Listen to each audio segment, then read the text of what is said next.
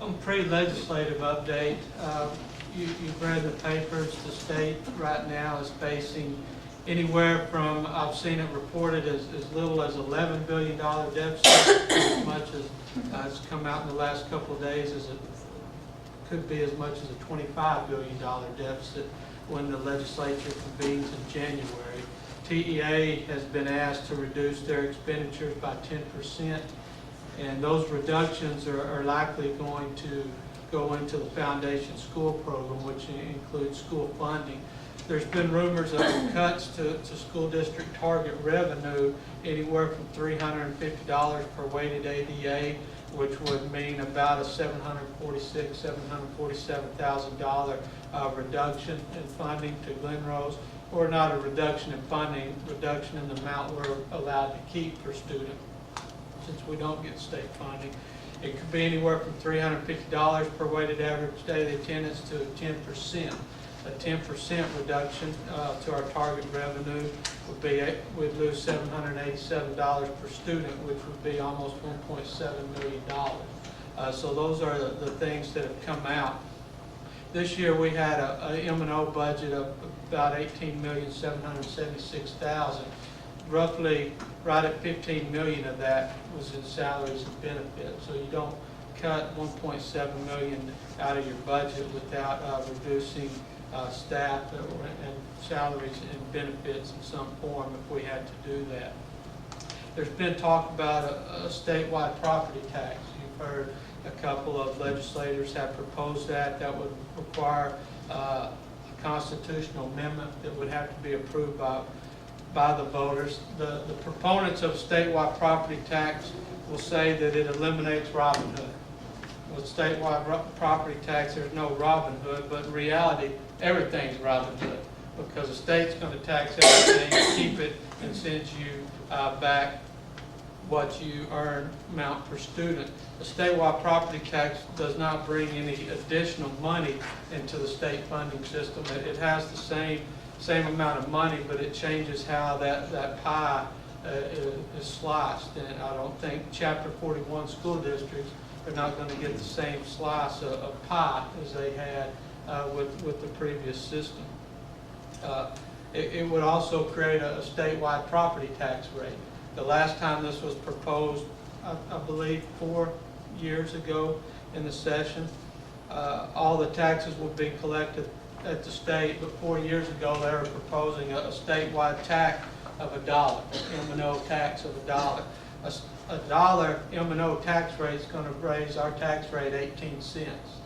Then on top of that, our homeowners would lose their 20% homestead exemption, so it would be the equivalent of a 35-cent tax rate increase to the taxpayers in Glen Rose.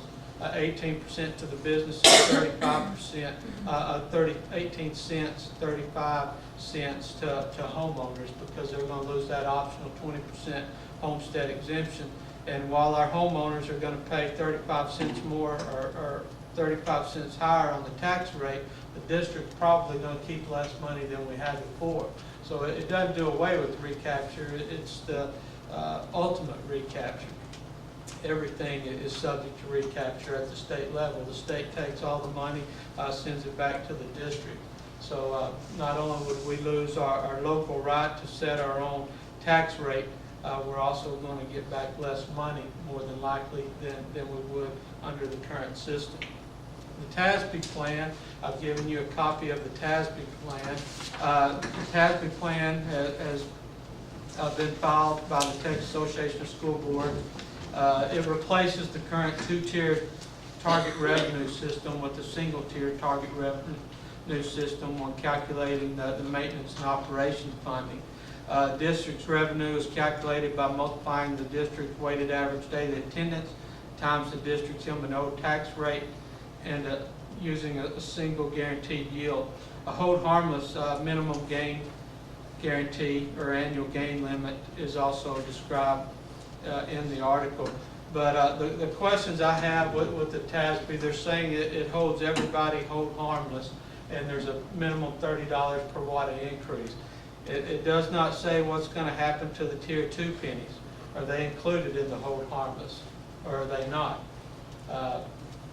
it does say if the tier 2 pennies are rolled into the hold harmless funding or not.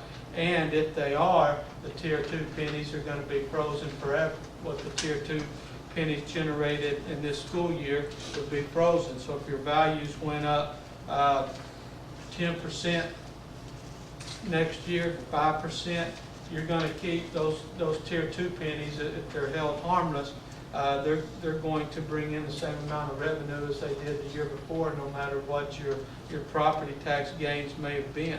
And that money will go to the state, the gain in property taxes. I don't think, unless something happens, I don't see our property values increasing. No, but, I mean, not next year. I I don't would think like to it's- see that they would, but I know it's, what's been done's already been done for the taxing entity this year for the protests and all over, but even as late as today, people in trying to check values with the property taxes on their evaluation appraisal assessment, $80,000 to $100,000 over what the market would bring right now. If we should get hit with a lot of decrease on that next year, that could be another hurdle. Well, I'm trying to look further down the road and say there, Comanche Peak expands 2 new units out there and it adds $8 billion to the tax They roll. are saving We're going to grace. keep the same amount of money because they're held harmless and frozen at what they brought in this year. So any tax gain would, any right, it all goes back. You get no benefit of any property value gain ever. Do you see that gaining strength, or is that just? The TASB plan, I think the downfall in the TASB plan is that it's going to require an additional $2 billion from the state, which is the number I've seen attached to the cost of the plan, which with the state in a $25 billion deficit, possibly as much as $25 billion, does not look likely right now. To be the TASB plan to be, this plan also requires every school district to have a 95-cent M&O rate. So we would have to raise our M&O tax rate from 82.5 cents to 95 cents. Mandate that you have to have that. Minimum. So we would also have to increase our M&O tax rate 12.5 cents and get zero. That 12.5 cents is going to generate $4,125,000 for the state. If we got the $30 per weighted ADA increase, we would get to keep about $63,000 out of that $4 million that is generated with that 12.5 cents. So neither plan is very palatable for our district or for Chapter 41 district. If that starts to happen, you can educate all voters to go sit on their legislators and I read their think we would minds. have to, either one of these plans, require us to go up on our M&O rate and not keep any of that revenue. All that revenue would go back to the state. Is there anything proposed at all that keeps us revenue neutral or doesn't hurt us? I have not seen it yet. There's been discussion about taking the districts that have possibly the top 10% target revenues and cutting those 10% and giving that revenue to the bottom 10% target revenues. Right now, it's all very preliminary. I don't think bills can start being filed until next week. I'm not positive on that, but these are just a couple of the plans that are out there.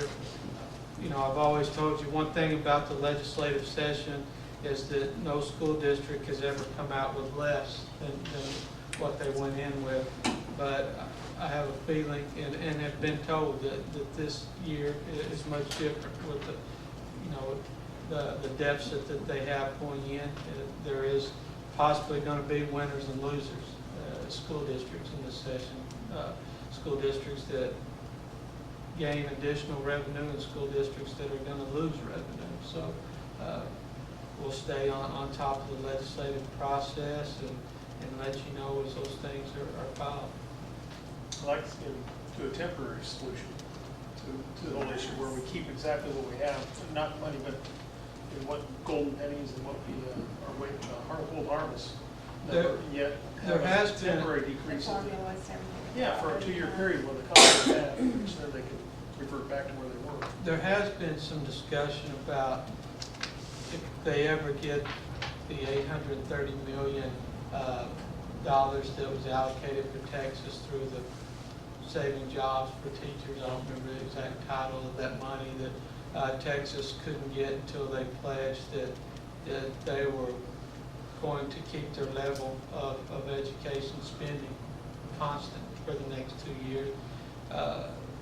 It's ironic that the same thing we're going through with maintenance of effort, they're saying we haven't maintained our local effort to those programs, but yet the state, when they received the stimulus funds, reduced the state portion, plugged in the stimulus, and reduced their effort. That's the exact same thing that we're having to appeal for the maintenance of effort. They did the exact same thing in the last legislative session.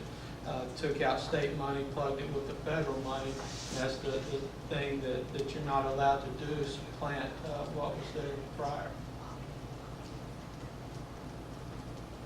But there has been some talk about using, if they ever get that $830 million, using that to bring up the lower target revenue schools. We would not see any of that, but at least maybe we could stay neutral.